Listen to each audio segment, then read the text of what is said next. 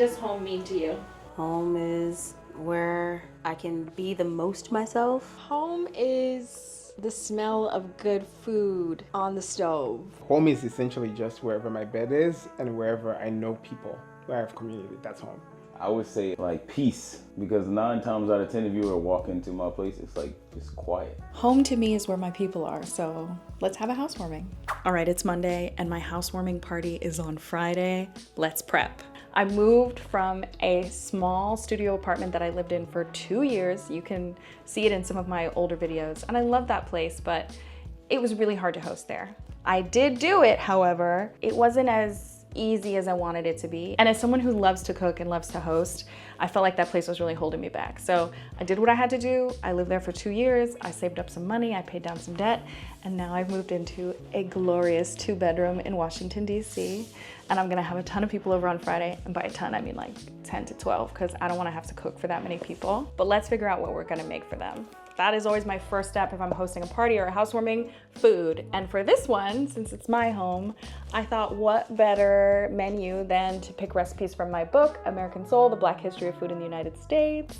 But pick recipes from my book to feed people, right? Bring them into my home and reestablish my place as the place where friends love to hang out and drop by. And it used to be like that when I lived in a larger place, and it's gonna be like that again. So let's pick some recipes. This is step 1. About a week in advance of a party, pick the food, because it's not a party without food, and make your grocery list. I want to make things that are easy to serve to a group. I think things like dense bean salads, soups, they don't take a ton of dishes, and you can serve them like from one big pot. I'm gonna flip to the back to the recipe index and see what we got. Okay, I do know I wanna make the succotash with tarragon and creme fraiche. So that's on page 238. Oh yeah, it's beautiful. It's so, so good. Okay, that's more of a side. I feel like we need something that's like a main. Back to the recipe index. I really, really like the sweet potato biscuits from my book, but biscuits can be, I feel like they're just a little labor intensive and they take a lot of counter space. So they're not my favorite thing to prep when I have people coming over, because I'm gonna have flour everywhere. And now we're gonna go for something simpler. Mac and cheese. I have to. Perfect. And for the last recipe, let's see. We have mac and cheese, we have succotash. I feel like we need a protein. You know what? I'm gonna cheat. And order fried chicken from the store so I can make a dessert. And the dessert I really wanna make is this sweet potato cake with cream cheese mousse and candied pecans, because that's something that my soul needs, okay? All right, now, we have our recipes. I'm gonna put together one big grocery list with all the ingredients, make sure I have all the right pots and pans, which will be a good kind of check to make sure my new kitchen is fully set up anyway. And then I will order the groceries for delivery for everything, but here's the key. I'm gonna have everything delivered 2 days before, because I'm gonna start prepping the day before. And also, if there's something missing from grocery delivery and it's 2 to 3 days before, I have time to order another delivery or go to the store to pick it up. Now that's the menu settled. And the next couple days I'll focus on making sure the grocery order comes in, checking it, and getting my house together, getting everything clean, setting out extra toilet paper, all those things. And then the final 2 days before the party, my focus will be on prepping and cooking as much as I can in advance, so that day of, I'm not stressed. Day 2 of prepping for my housewarming on Friday. It is Tuesday. Let's get the house organized. I just moved, and before I have people over, I always like to just get organized. I like to think through what people might need and what they might need space for when they walk into my house. So let's go room by room. Actually, starting with the room I'm in now, why not? We'll start here. So this is my office. It's not together yet, but people come in, I wanna show them the paint samples and like talk to them about the decor. I want people to be able to sit. So all of this stuff needs to get put away. And people probably will use my desk as another seating place. So all of this has to get cleared out too. Look at that, the office is already done. And then to the bedroom. It's quite dark in here. My room is actually clean. I do want people to be able to see the bedroom and like, because they're my friends, I'm gonna talk through like, oh, we're gonna paint in here, whatever. So just a quick check, there's no random stuff lying out. No, we're good. Okay, Now for the entryway. People come in, they take their shoes off. Given how many people there is, I'll probably actually let them wear their shoes in the house, which is the only time. I'm a shoes off household. I do have a couple pairs of slippers, but I don't have enough for everyone. And I don't want to buy 15 pairs of slippers right now because, you know, moving is expensive, but this can get put away. There's a stack of books here on my table. These got to get put away. I will pull out 2 folding chairs. Let's actually get those right now. This is my art that's not hung up yet, so unfortunately I probably can't put it anywhere, but the rest of all of this stuff, once it's cleared out, it'll feel much more welcoming in here. Okay, day 3 of housewarming prep. It's Wednesday, my housewarming is Friday. I'm about to put away the groceries that were delivered. Say hello, baby. Hello. And today's cleaning day. So I always clean a couple days in advance because trying to clean while you're cooking, while people are coming over is too much. You will probably have to wipe the kitchen down the morning of after doing a lot of your food prep, but that's it. And thankfully my house is always clean, so all I have to do is run a quick vacuum and wipe the toilet. I would say that my phased plan for housewarming prep has been working. I've only been prepping like 15 minutes a day. Tomorrow I'll do a lot of food prep, so it'll take longer, but by splitting it up, it's been so much easier to manage. It's a housewarming. I want people to feel welcome, so I'm handling food, but I did ask everyone to bring something they would like to drink. Bae is gonna pick up some stuff that I'm missing. And as far as housewarming gifts, I know some people are gonna think this is tacky. I made an Amazon registry. I live in a small place. I have a lot of the stuff I need, and I think I would rather folks just not bring me anything than bring me something that I'm gonna have to throw away. Like, I really wanna have stuff that I'm gonna keep. So my registry has like not even very expensive stuff on it, but stuff that I know I will use. And besides that, I'm like, please just bring yourselves. We're gonna eat some food, we're gonna listen to music. It's gonna be fab. But do not be afraid to host a potluck to keep costs down. I do that all the time. To ask for help. Your friends wanna help you. They want you to have a good time. They want you to have a good party. I also cannot emphasize enough that if you order your groceries for a party for delivery, check them. There's always something missing. So I have everything except a can of evaporated milk. That I don't have. I will have to go pick that up. Every time I do delivery, there's something missing, or they're out of something, or you get the vegetable and it's not ripe. Like, you are chancing it if you do not check the delivery. And sometimes I swear it'll be on the receipt. It will not be in that bag. Okay, it's Thursday, day 4 of housewarming prep. My housewarming is tomorrow, and I thought I was gonna do some cooking prep today, and I actually don't really need to. I looked at the recipes. I'm a very fast, competent cook, so I'm not going to prep today. But make sure you read your recipes in advance. And if you don't know what you could prep in advance, you could look it up. But for example, I'm making a baked mac and cheese. I'll boil the pasta tomorrow morning. But honestly, if I wanted to boil the pasta tonight and then make the sauce and add it to the sauce and put it in the oven tomorrow, I could. If you have something that involves a lot of vegetable prep, peeling, washing, chopping, you could do that the night before and just put it in the fridge. All sorts of stuff like that. Like, if I was making sweet potato biscuits or sweet potato cornbread and I was gonna bake the sweet potatoes, I would do that the night before so that tomorrow they're cooled and they're ready to scoop out. I'm using canned sweet potatoes this week. I'm lazy. That is the joy of starting prep like 5-6 days in advance for a party or a thing you're hosting. You don't have to do a lot every day.